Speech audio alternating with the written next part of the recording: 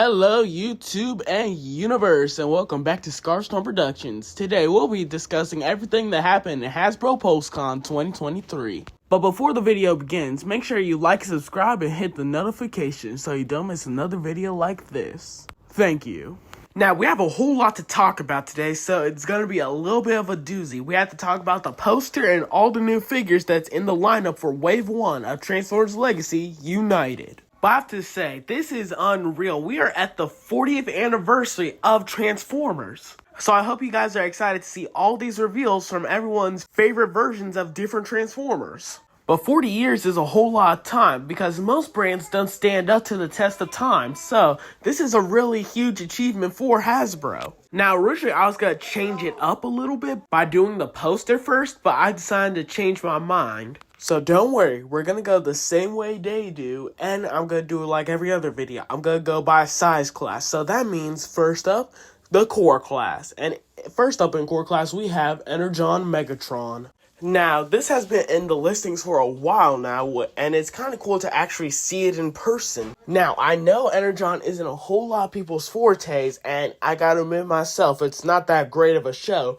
but it did have some cool character designs, and Megatron was one of them. And I have to say, this figure looks amazing for the core class because if you know, there weren't any small figures in Energon because the activator stuff really came out in Cybertron. So this could actually go with your activators if you still have them, which that's pretty cool. And the funny thing is, the tank on the jet mode right now, it actually does look accurate to the show as well. But I don't know if you could take out the sword since they didn't really show that at PulseCon. But if we look at the Robo mode, he's just a baby.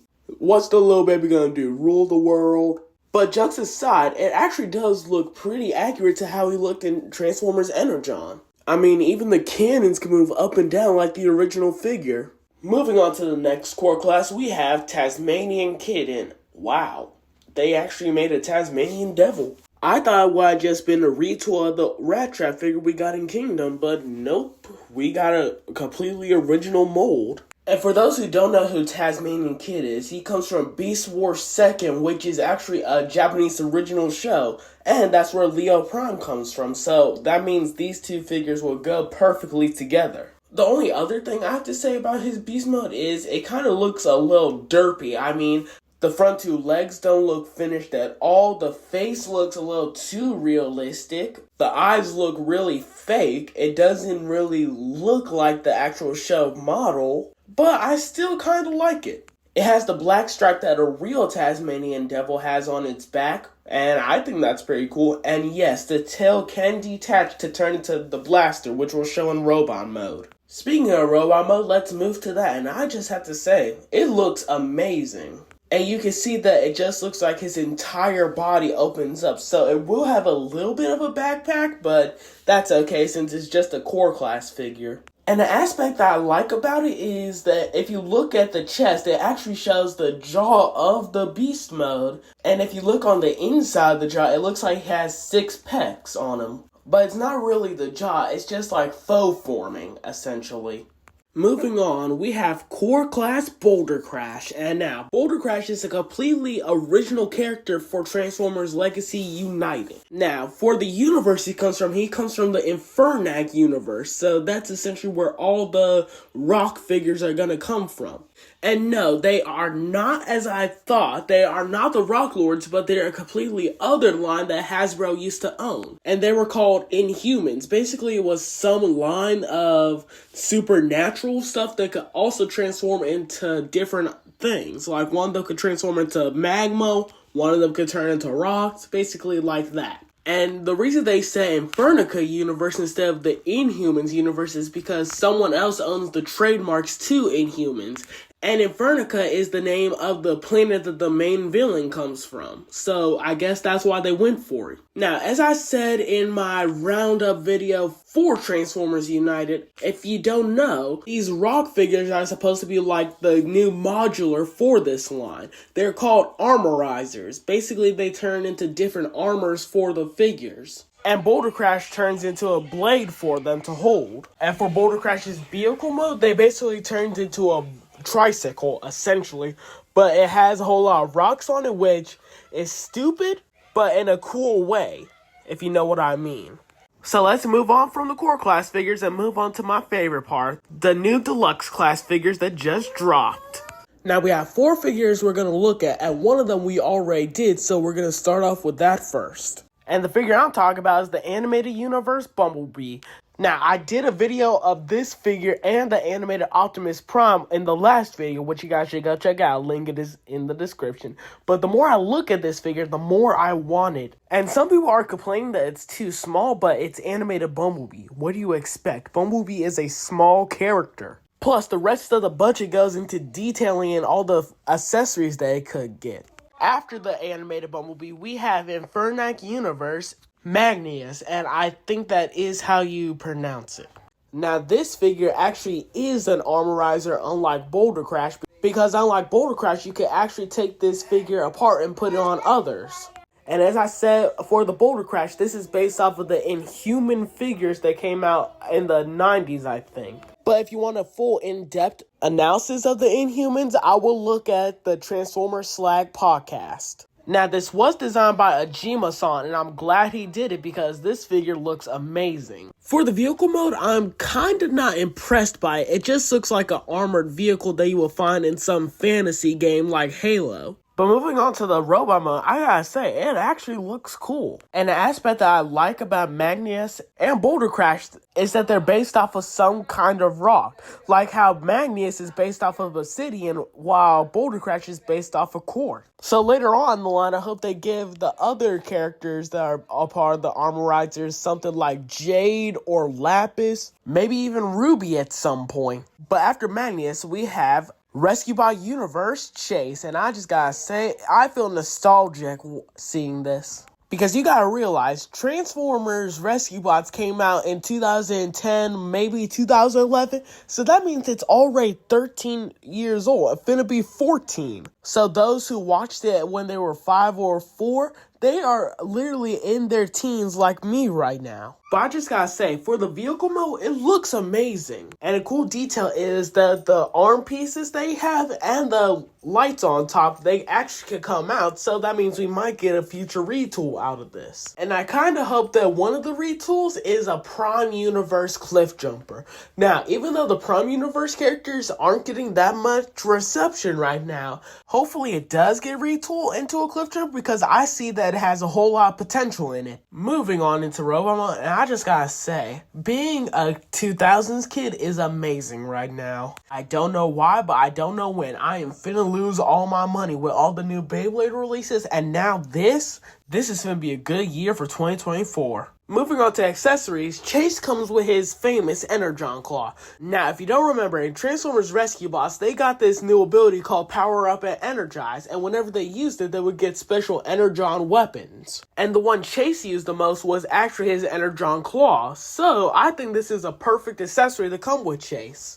And finally, after Chase, we have Cyberverse Universe Windblade. And finally, they're not making the female bots slim anymore, because I hate how they made them all slim and feminine, which made them have horrible alt modes and transformations. And most of the time, they even shell form, so thank you, Hasbro, for listening to us fans. But starting off in vehicle mode, I just gotta say, I love how it looks, though it looks like it's still using the old transformation that previous generation Windblades have used. But other than that minor complaint, all I gotta say is that I think this is a good figure like the rest of them. Now moving on to the next size class, we have the Voyager class. Now even though they started off with Thundertron, I'm gonna start off with the animated Optimus since we already did a video on that and it will be shorter than the Thundertron. And I just gotta say, I still love this figure. There's nothing that's gonna change my mind about it unless I get it in hand. And the vehicle mode still looks amazing as ever.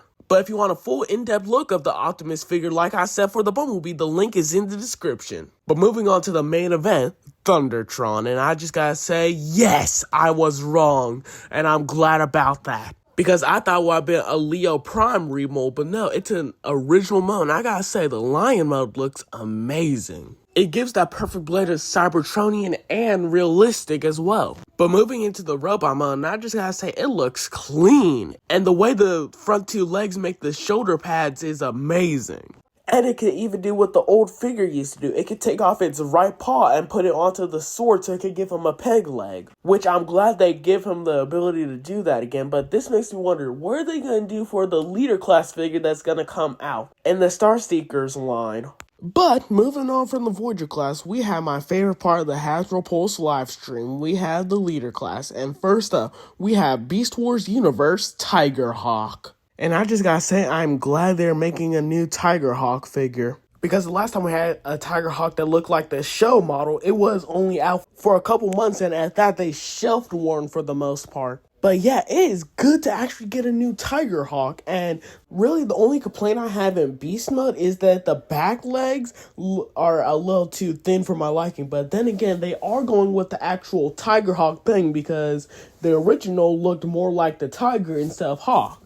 So it kind of makes more sense. But moving on to Robot Mode, that's where things look amazing. It looks exactly how it did in the show, and they're moving away from the blue and using the actual purple that the show model used. Oh no, I just gotta say, Tigerhawk is an amazing figure, and I will die on this hill because I am not changing my mind whatsoever. And for the other leader class, it was just a re-release of the Laser Optimus Prime that came out year 1 of Legacy. Oh no, I'm kind of impressed by Hasbro because this is the first year after, like, I don't know, 10 or 12 maybe, to be a line that's not focused on G1. Because out of the 50 figures that are going to be in this line, there's only like 3 G1 characters. So I say this is a win for all those who just wanted something that's different than G1.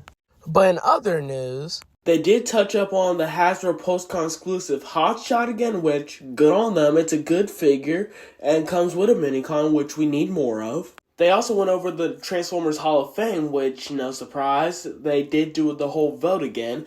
Now, for the human that got inducted for the Hall of Fame, it was Ajima-san. And I just gotta say, he deserved it. He's been working with Takara for 35 years now. And if it weren't for him, we wouldn't have all this articulation because it was him who worked on the G2 figures that had articulation and the Beast Wars figures as well. So what I'm trying to say is thank you to Ajima-san for all you did, because if it weren't for you, we wouldn't have this community that we have today.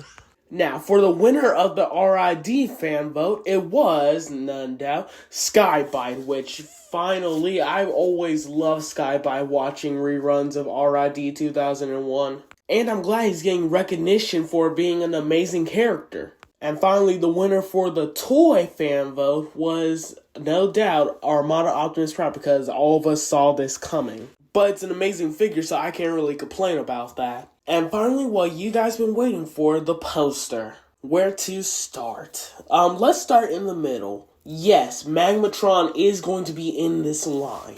But me, like many others, did not believe this at all. But for a fact, it is happening. But this has made my head spin for a little bit now. But it's finally good to get Megatron again, because we haven't had him since Beast Wars Neo. Now, the reason I thought they weren't going to do this is because it's too complicated of a figure. But if they do this in Commander class, that means it has enough budget to make it as complex as they want it and still look good. But let's get to the Titan in the room. And by Titan, I mean Tidal Wave. I know, right? They are just giving us what we want now. I mean, I get it. It's the 40th anniversary and all, but man, this is a whole lot for us. And another detail they added was Armada Megatron on the poster, which means that this tidal wave can actually combine with the Armada Megatron that came out this year. But that makes me think, how is a Titan class actually going to combine with the leader class Megatron? Other than the poster, they talked about a couple other things. One of them being if we would get anything from the Transformers Prime video game, which came out in 2011, I think. I don't really remember. They asked if we were able to get anything like the miscellaneous characters, and they said they might do Thundertron, which, because of how big Thundertron was in the Transformers Prime video game, I say it would be Titan class. So I think that's a good idea for the first ever Titan class in the studio series. And the only bad news they gave us is that we won't be getting any HasLab this year, which might be a little sad, but we might get something big next year since it's officially going to be the 40th anniversary then. So make sure you get your wallets ready for that. And that's it for the video, guys. I hope you like it, because next time we'll be looking at the new Beyblade X base that will be releasing in October 7th. And make sure you like, subscribe, and hit the notification so you don't miss another video like this. And comment down below what's your favorite reveal. And see you guys next time.